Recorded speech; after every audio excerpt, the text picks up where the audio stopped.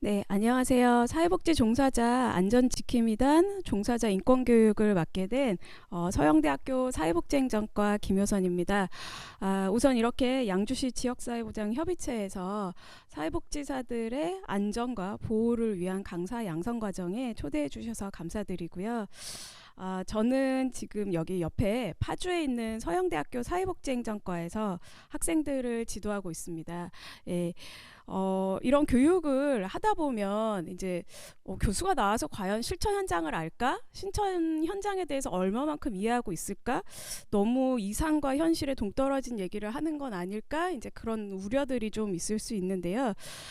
저는 사회복지 현장에서 10년간 사회복지사로 오랫동안 일을 해왔고, 특히나 이제 서울에 있는 종합사회복지관에서 신입 사회복지사로 바닥부터 닦으면서 그렇게 일을 해서 이제 중간관리자까지 일을 하다가 학교로 오게 된 케이스여서 종사자들이 현장에서 느끼는 어려움, 그 다음에 현장에서 느끼는 현실감 이런 것들을 이론만 공부하신 교수님들보다는 조금 더 이해할 수 있지 않을까라는 생각이 있어서 너무 크게 염려하지 마시고 조금 현장과 관련된 얘기들을 많이 해드리려고 노력을 많이 해보겠습니다.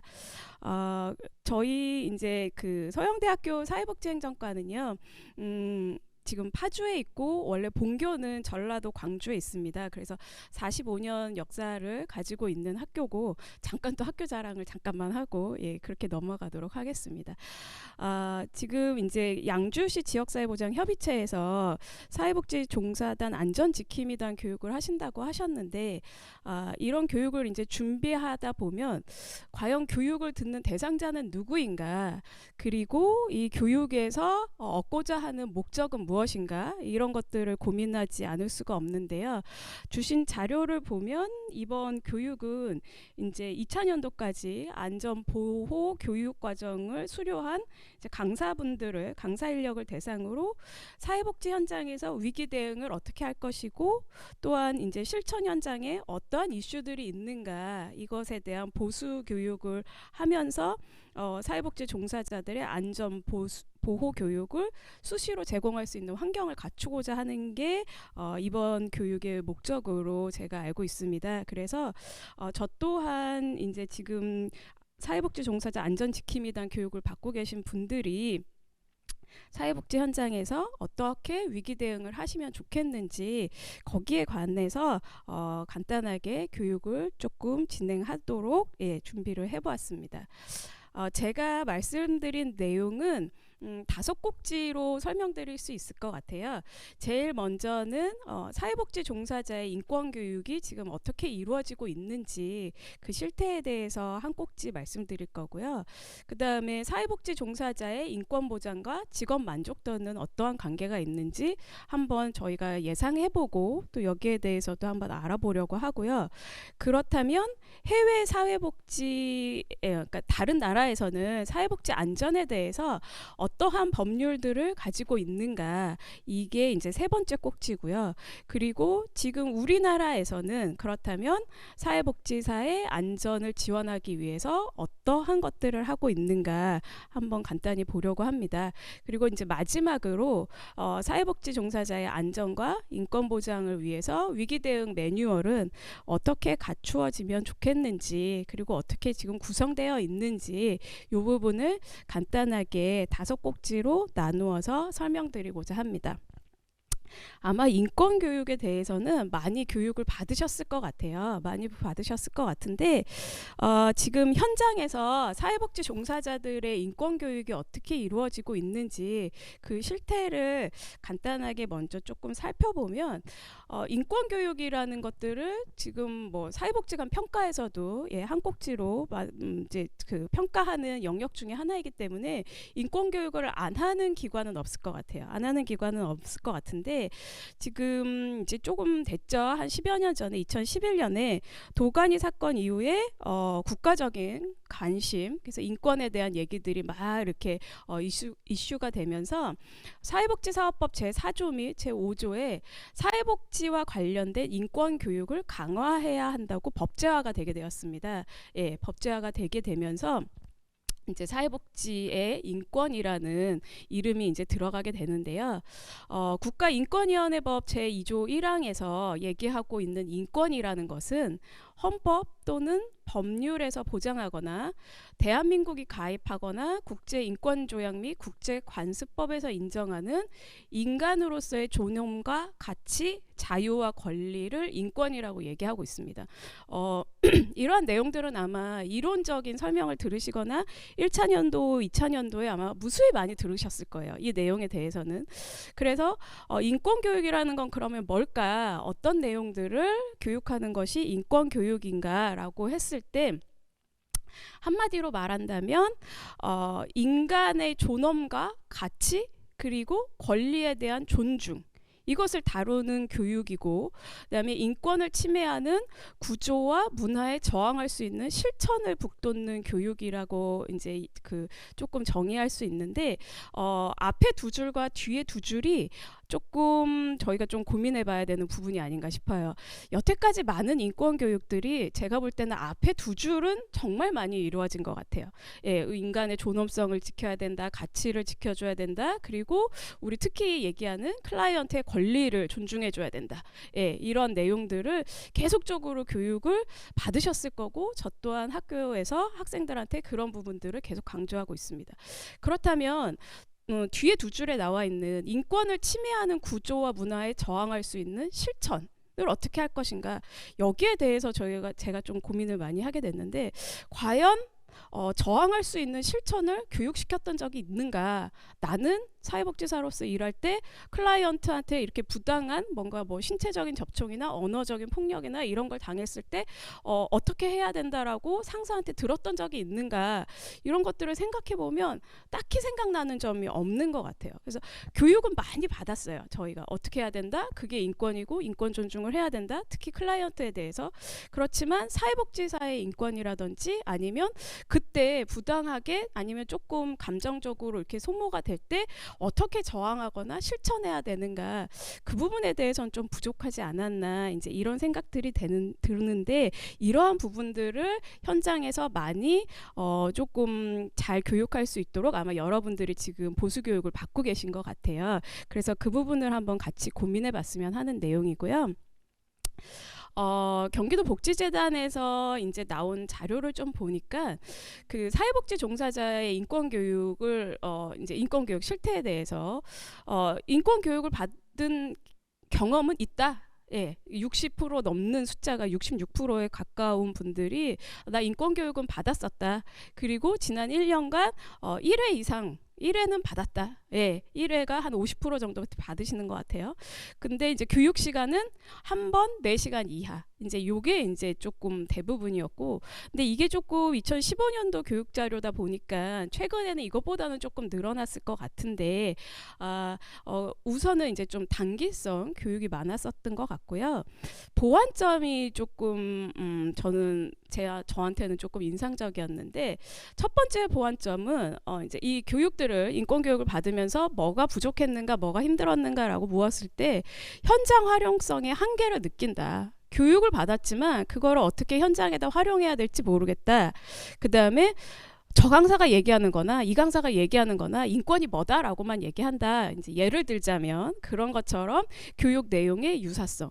저도 이번 강의를 준비하면서 이렇게 여러 인권 교육 강의를 좀 들어봤는데 굉장히 잘 강의하시는 여러분들이 강사님들이 많으시더라고요. 예, 그래서 저도 조금 보고 왔는데 그게 인권이구나라는 거는 알겠지만 그 뒤에 실천에 대해서는 조금 부족하지 않았나 이제 제 개인적인 생각은 그랬습니다. 그다음에 이제 세 번째 보완점이 비현실성. 예. 너무 이상과 현실의 동떨어진 얘기다. 그거 과연 실천 현장에서 우리가 클라이언트한테 그렇게 얘기할 수 있겠는가? 상사한테 그걸 다 보고할 수 있겠는가? 예, 이런 이제 비현실성에 대한 지적들이 이제 3가지가 나왔는데요.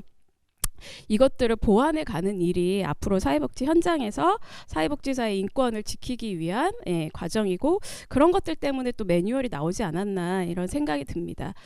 그래서 크게 인권 교육은 이제 제가 볼 때는 인권을 이해하는 파트 그다음에 그것이 사회복지사들한테 태도로 갖춰져야 되는 거고, 그 태도로 갖춰진 거를 실천할 수 있어야 되는데, 이 세 가지가 다 인권교육 안에 들어가야 되는데, 첫 번째 인권 이해는 아마 많이 교육을 받으셨을 것 같고, 태도도 좀 교육을 받으신 분들이 조금 계실 것 같지만, 이거를 현장에 어떻게 적용하고 실천하는가라는 부분에 있어서는 조금 더 저희가 신경 써야 되지 않을까. 특히나 클라이언트한테 실천하는 건 정말 잘하고 있거든요. 클라이언트한테 실천하는 거는 뭐 사례 관리를 하시는 거를 봐도 그렇고, 저희가 뭐 위기 개입하는 거 이제는 뭐 매뉴얼이 필요 없죠. 위기 개입은 누구나 그냥 툭 하면 툭 나오는 것처럼 모든 현장에서 모든 분들이 잘하고 계시지만, 사회복지사들이 본인들이 힘들 때 과연 어디 가서 도움을 구해야 될 것이고, 어디 누구한테 이 어려움을 토로해야 될 것이고, 또 어디에 가서 법률적인 자문을 구할 수 있을 것이고, 난 좀 쉬고 싶은데 어디 가서 이러한 지원들을 받을 수 있는지, 이러한 실천에 대한 내용들은 조금 더 저희가 고민해 봐야 되지 않는가, 이제 그런 생각이 좀 들었습니다. 자, 이제 두 번째 파트로 넘어가서, 그렇다면 사회복지 종사자들이 인권 보장을 어느 정도 자기가 받느냐 아니냐가 직업 만족도랑 어떠한 관계가 있느냐를 조금 살펴보려고 하는데요. 당연히 예상하는 것처럼 내가 인권 보장을 많이 받고 있다. 나는 우리 기관에서 사회복지사들의 인권이 많이 보장된다라고 인식하는 종사자일수록 직업 만족도가 높겠죠. 결과도 그렇게 나타났습니다.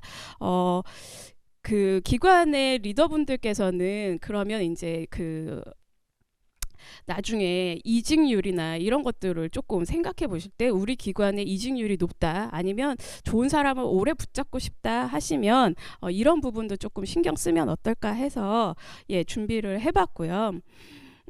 인권이 충분히 보장된다고 인식하는 그 종사자들의 직업 만족도는 3.03점으로 나타났습니다. 그런데 우리 기관에서 인권이 전혀 보장되지 못하고 있다라고 인식하는 사람들의 직업 만족도는 2.03점. 그러면 직업 만족도가 낮으면 당연히 다른 기관을 찾아보겠죠. 다른 기관을 저 같아도 다른 기관 찾아볼 것 같아요. 직업 만족도가 높다면 여기서 내가 어떻게 이 기관을 이 기관을 위해서, 아니면 나를 위해서, 나의 클라이언트들을 위해서 일을 할 수 있을까 고민을 하게 될 건데, 이렇게 그 직업 만족도하고 인권 보장하고는 조금 상관관계가 있기 때문에, 종사자들의 직업 만족도를 높이기 위해서는 인권 보장의 수준을 높여야 되는데, 그렇다면 인권 보장의 수준을 어떻게 높일 것인가라고 했을 때, 종사자들의 인권 강화를 위해서는 인권 침해 모니터링, 그 다음에 침해 사례 자료 구축, 그 다음에 근로환경의 체계적 점검, 그 다음에 힐링의 기회, 이런 것들이 마련되어야 한다고 그 조사 결과에서는 나왔습니다. 인권 침해가 모니터링이 좀 돼야 되고요. 그 다음에 인권 침해를 당했던 그런 사례 자료들을 조금 체계적으로 구축을 해놓으셔야지 나중에 대응이 가능하니까. 그 다음에 근로환경의 체계적인 점검과 사회복지사들이 조금 힐링, 또한 상담, 이런 기회들이 제공이 돼야 되는데, 모니터링의 수준에 대해서 조금 고민을 해보게 됐어요. 인권 침해 모니터링이 일반 사회복지사가 모니터링 하는 것과 중간 관리자가 모니터링 하는 것과 최종 결정권자가 모니터링 하는 것은 내용이 달라질 것 같습니다.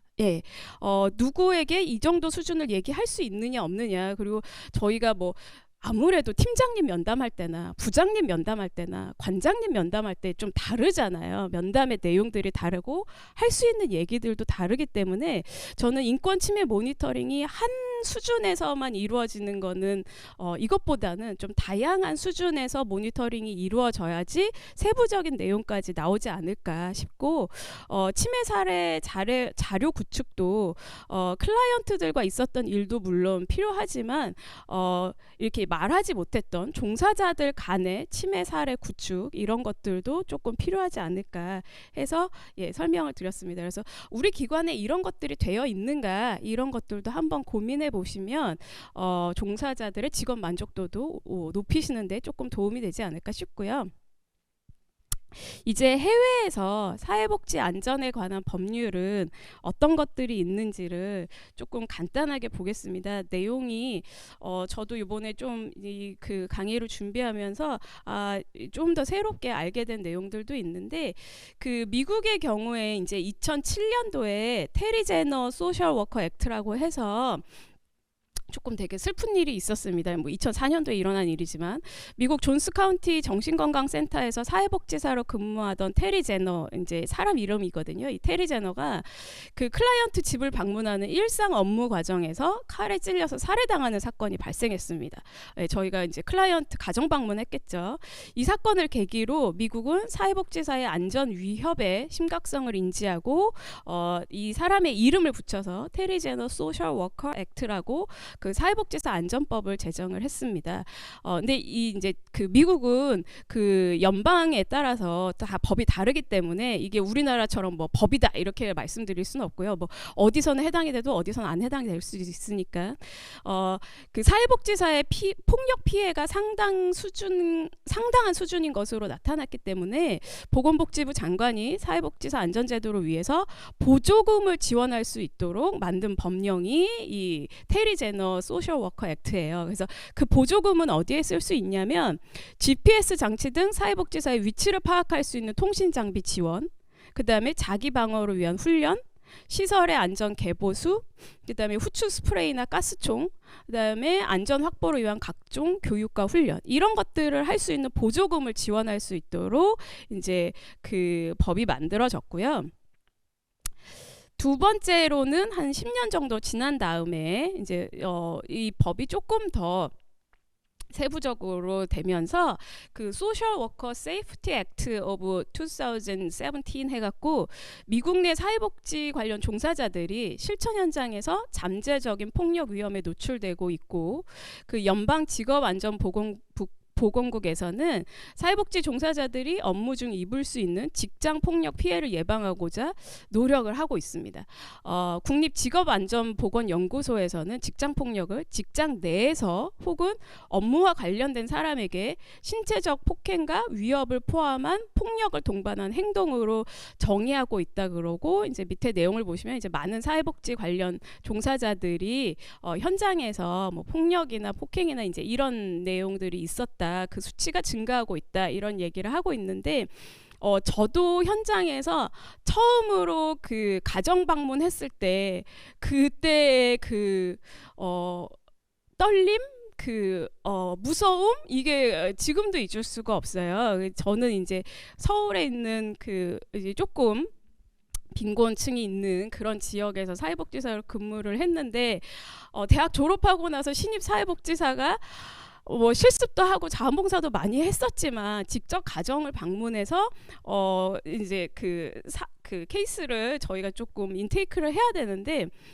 와 진짜 무섭더라고요. 내가 그 집도 깨끗하고 뭐 이렇게 안전한 환경인지 파악이 안 되는, 저는 이제 거의 제가 갔던 집들은 다 반지하여 갖고 이 문을 열고 들어가면 과연 그 안에가 어떻게 되어 있고 어떻게 되어 있을까, 이제 이런 그 조금 무서움이 없지 않아 있었던 것 같아요. 근데 저희 기관은 이제 제가 창립 멤버였는데 처음 생길 때부터 그 가정 방문은 무조건 2인 1조였어요. 네, 혼자서는 절대 안 되고, 특히나 여성 2명이 가는 것도 되도록이면 안 된다. 여자 사회복지사랑 남자 사회복지사랑 꼭 같이 가게끔 이렇게 돼갖고, 그 저희 현장에 남자 사회복지사들이 별로 없잖아요. 그래서 처음에 한 1년간 이 남자 사회복지사가 계속 가정 방문에 동행하느라고 계속 저희한테 막 투덜투덜, 그래서 저희가 가서 뭐 사주고 막 그랬던 기억이 나는데, 정말 무섭잖아요. 모르는 사람, 모르는 집에 처음으로 방문했을 때, 그리고 그 클라이언트가 어떤 상황인지도 모르고, 이제 여러분들도 그런 것들을 많이 경험해 보셨을 것 같은데, 이제 사회복지 종사자들이 아동복지기관, 학교, 정신건강시설 및 병원, 이런 현장에서 다양한 서비스를 제공하고 있죠. 저희가 지금 듣고 계시는 분들의 그 실천 현장도 굉장히 다양한 것으로 제가 보여지는데, 그러나 우리들이 적절한 안전 교육이나 안전 장비가 있었는가? 저는 그때 생각해 보면 그 받았던 교육이 꼭 핸드폰 들고 가라, 그거였거든요. 안전 장비는 뭐 생각할 수도 없고 그냥 핸드폰 꼭 들고 가고 이제 그때는 뭐 녹음이나 이런 거에 대한 교육은 없었던 것 같아요. 예.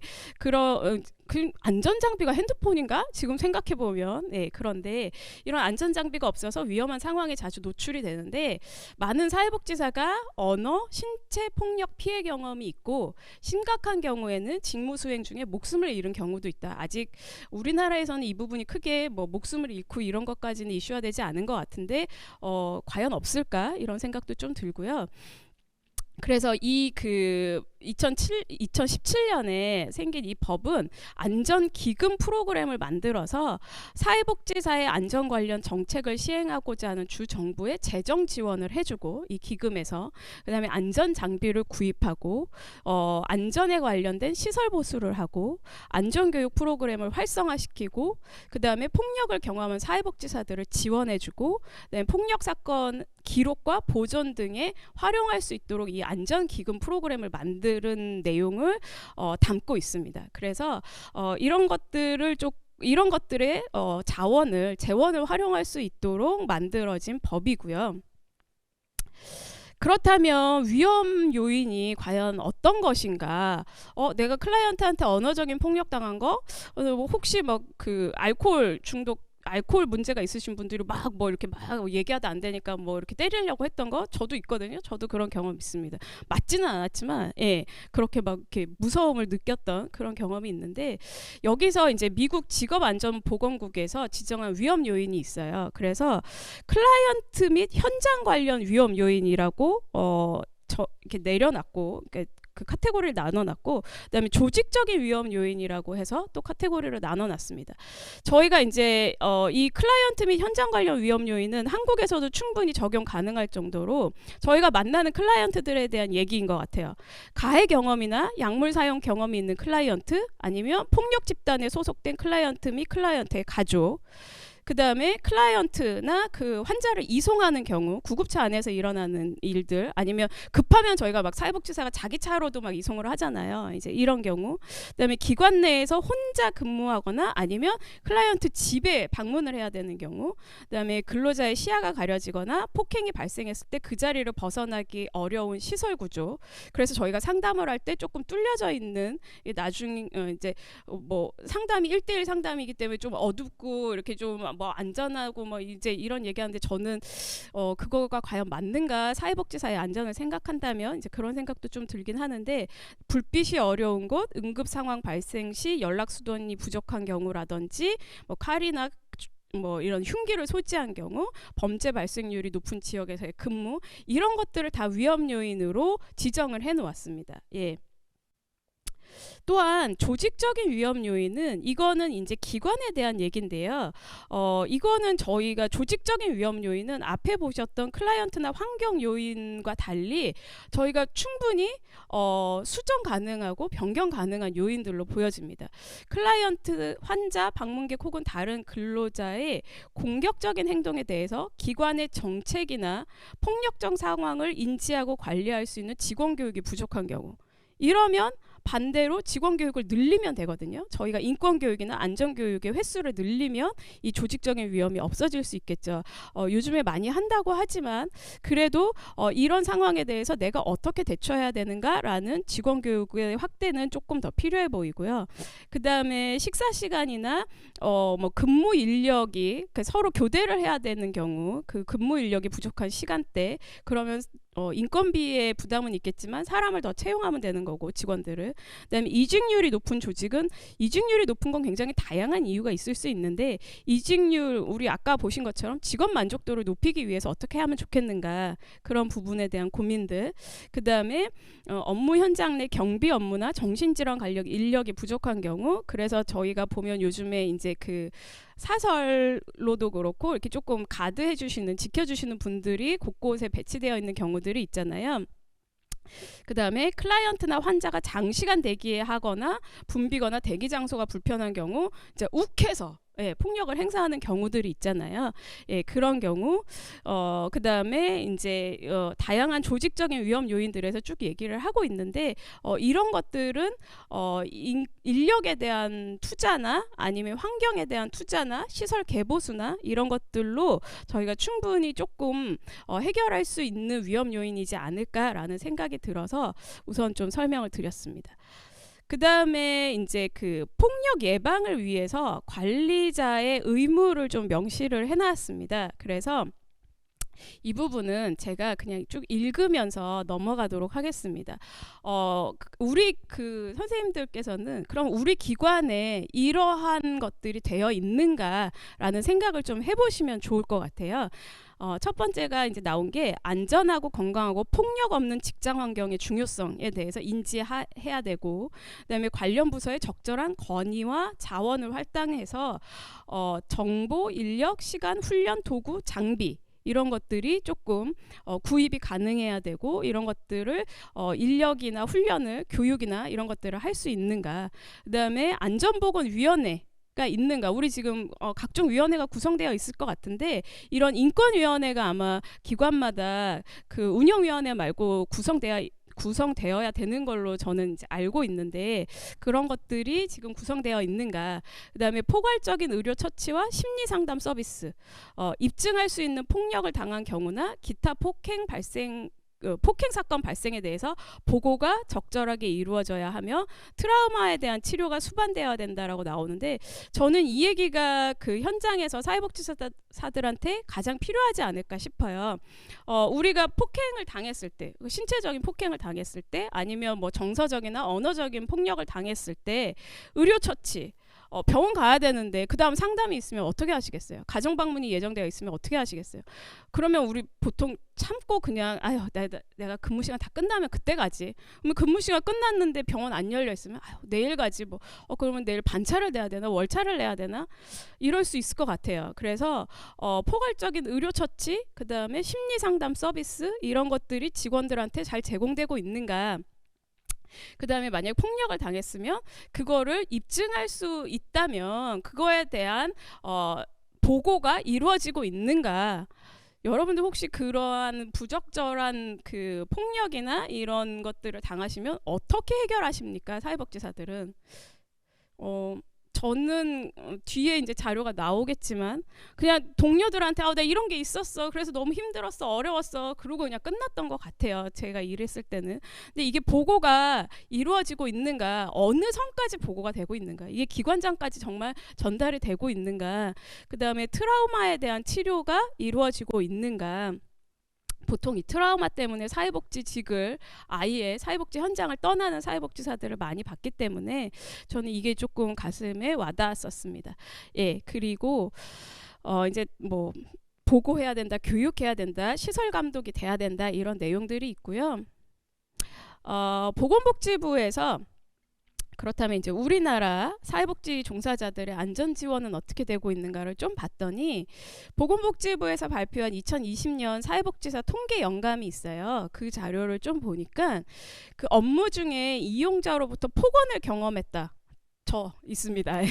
아마 손들으라고 하면 많은 사회복지사들이 손들지 않을까 싶은데 폭언을 경험했다가 35.4%, 그 다음에 신체적 폭력을 경험했다가 8.3%. 저는 신체적 폭력을 경험한 것은 아니고 위험은 느꼈던 적은 있었습니다. 그 다음에 이용자의 성희롱이나 성추행 이거 이제 7.4%. 이렇게 지금 사회복지사들이 이런 경험이 있다라고 응답을 했는데, 그렇다면 이러한 인권 침해에 대한 대응은 어떻게 했는가를 물어보니 제가 해당되는 건 것 같아요. 주변 동료에게 푸념하거나 하소연하고 넘겼다가 42.1%. 어떠한 대처도 하지 않고 참고 넘겼다. 예, 이제 저는 이제 업무 끝나고 막 이렇게 막 얘기하면서 뭐 이제 울면서 욕하면서 뭐 맥주 한잔 마시고 그냥 끝냈던 것 같은데, 만약에 그거를 얘기를 하지 않고 그냥 이렇게 삭히시는 분들도 좀 많을 것 같아요. 그래서 다수의 사회복지사가 피해에 적극적인 대응을 하지 못하고 있었으며, 이는 사회복지사의 폭력에 대한 제도적 안전망이 미흡하다는 것을 방증하는 결과이기도 하고, 또한 사회복지사는 클라이언트의 폭력적인 언행에 맞닥뜨려도 사회복지사로서의 전문성과 직업윤리 의식으로 의연하게 대처해야 된다는 생각에 스스로 피해 상황을 인식하는 것 자체가 어렵다고 지금 보여지고 있습니다. 예, 그러니까 우리가 클라이언트한테 어떻게 해야 된다라는 교육은 많이 받았지만 4년 내내 받고 뭐 열심히 막 계속 받지만 우리가 폭력에 맞닥뜨렸을 때는 어떻게 대처해야 되는가? 내가 클라이언트를 위해서 참아야지. 이렇게 생각하지는 않는가? 예, 이러한 것들에 조금 교육이 더 필요하지 않을까 생각이 들고요. 2011년에 사회복지사 등의 처우 및 지위 향상을 위한 법률이 이제 생기면서 사회복지사의 처우 개선에 대해서 정부의 책임성을 갖는 법적 근거는 마련되었습니다. 법적 근거는 마련되었지만 이 안에 사회복지사의 안전이나 인권 보호에 대한 구체적인 조항이 명시되어 있지는 않고요. 지금 우리가 이제 계속 지금 작년, 재작년 계속 강의 받으셨던 것처럼 사회복지 종사자의 인권 보호, 그다음에 이제 건강한 사회복지 현장 조성을 위해서 이러한 이제 조례들이 각 지자체별로 생겨나고 있는데 지금 제가 자료를 보니까 양주도 지금 올해 하반기에 조례를 이제 넘기시려고, 그러니까 조례가 제정이 되려고 지금 준비하고 계신 것 같은데 인천에서 제일 먼저 시작이 되었습니다. 그래서 인천에서 2020년 10월에 조례가 제정이 됐는데요. 이 조례를 제정한 것도 의미가 있지만 저는 이 조례로 인해서 사회복지 종사자의 인권보호센터, 그 다음에 사회복지 종사자의 인권보호위원회가 설치돼야 된다는 법적 근거를 마련한 것에 큰 의미를 갖고 있지 않을까. 그래서 각 지자체별로 다 이런 사회복지 종사자 인권보호센터가 생긴다면 얼마나 좋을까, 이제 그런 생각을 좀 하게 되었고요. 그래서 지금 보시는 내용은 이제 인천광역시 사회복지 종사자 인권보호와 건강한 사회복지 현장 조성 및 지원에 관한 조례인데 여기 제2조 3항에 보시면 사회복지 종사자 인권보호란 사회복지 현장에서 일하는 종사자들이 업무 수행 시 느끼는 신체적, 언어적, 정서적, 성적 위험에 대한 예방과 사후 지원을 말한다라고 조례에서 명시를 해놓았습니다. 그래서 이 부분이 조금 다른 조례들과 좀 다르고 좀 차별점이 있는 부분이라서 모든 지자체가 다 이런 조례를 갖기를 희망하면서 말씀을 드렸고요.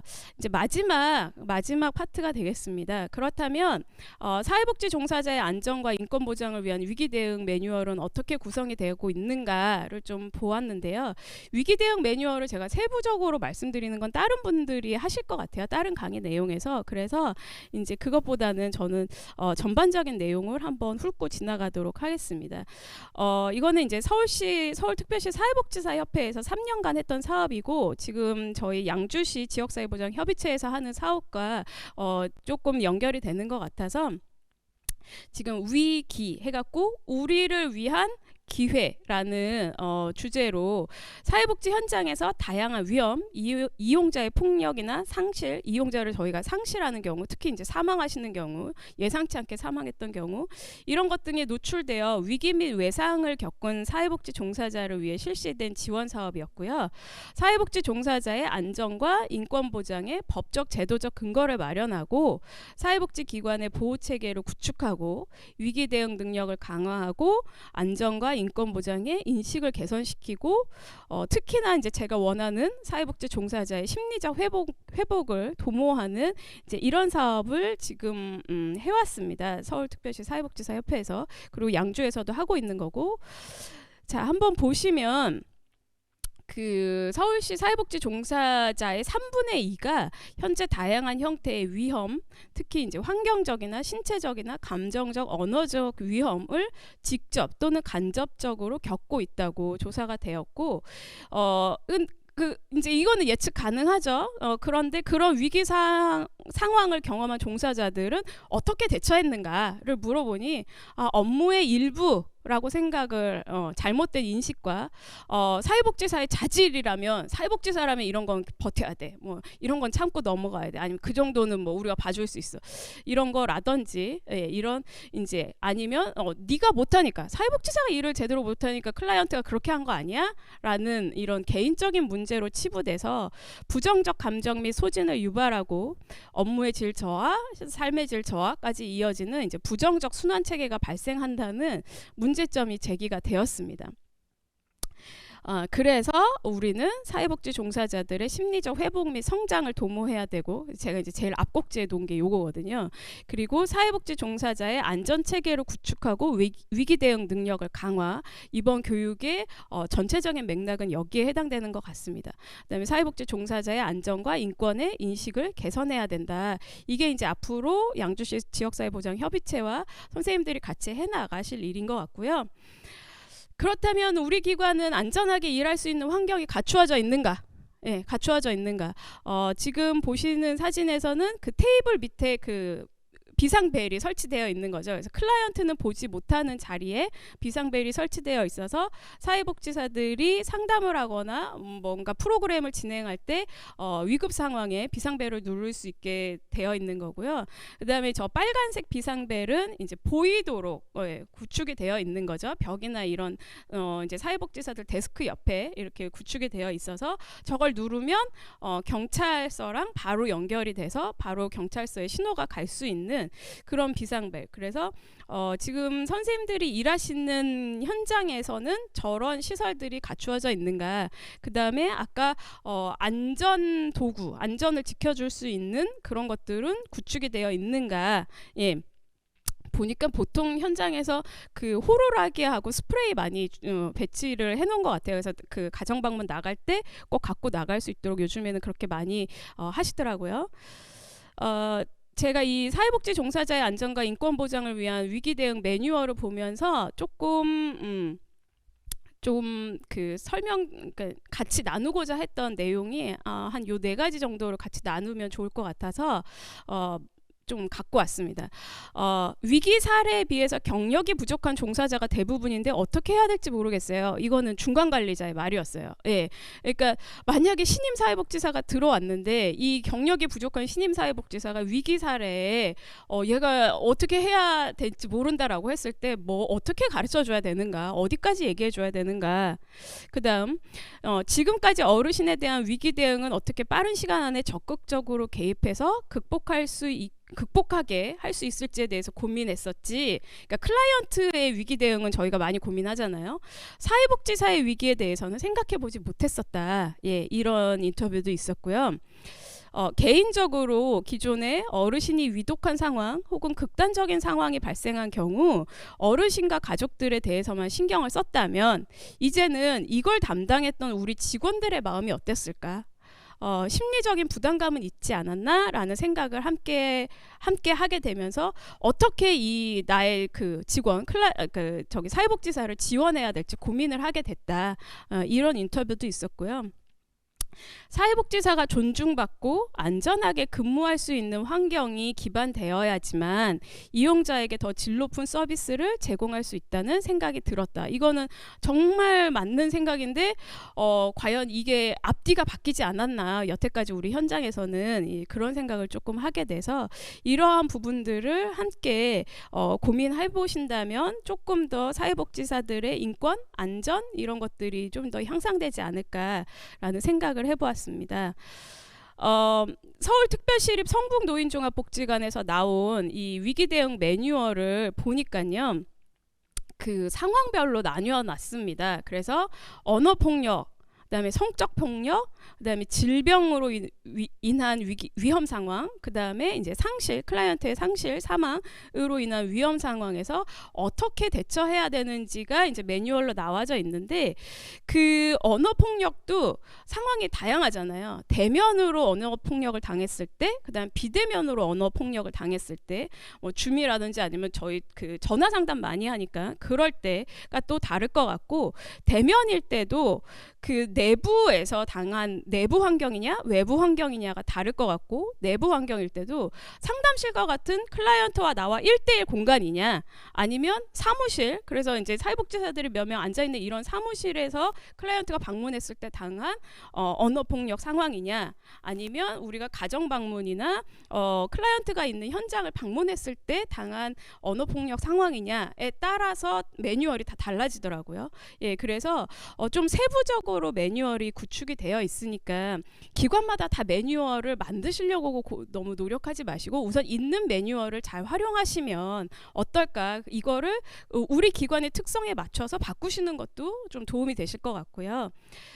그렇다면 이 매뉴얼을 글로 보지 말고 나는 영상으로 보고 싶다 하시면 이 사이트를 들어가시면 됩니다. 예, 제가 뭐 이것들을 여기서 보여드리는 시간은 안 될 것 같고요. 유튜브에 들어가셔서 찾으시면 다 찾으실 수 있거든요. 그래서 위기 상황별 대응을 신체적 폭력, 언어적 폭력, 정서적 폭력, 성적 폭력, 경제적 폭력, 그다음에 질병, 사망, 대리 외상, 이런 식으로, 그 다음에 마지막으로 사후 관리까지 그 영상이 제작이 되어 있습니다. 그래서 요거를 보시면 좋지 않을까 생각이 들고요.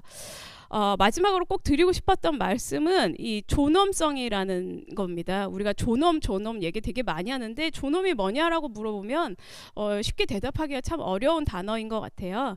어떠한 지위나 나이나 언행 등으로도 감히 범할 수 없는 존재임을 서로 인정하는 게 존엄성입니다. 예, 그래서 그 사람이 어떤 지위에 있건 어떤 나이건 어떻게 행동을 하건 간에 감히 범할 수 없는 존재임을 사회복지사들이 클라이언트에게만 존엄을 가질 것이 아니라 클라이언트가 우리한테도 존엄을 가질 수 있고, 우리도 우리 사회복지사들끼리도 서로 존엄을 가진 존재로 대할 수 있는 그런 사회복지 현장이 되고, 그렇게 발전할 수 있는 양주시의 사회복지 현장에서 일하시는 분들이 되기를 바라며 오늘 강의를 모두 마치겠습니다. 감사합니다.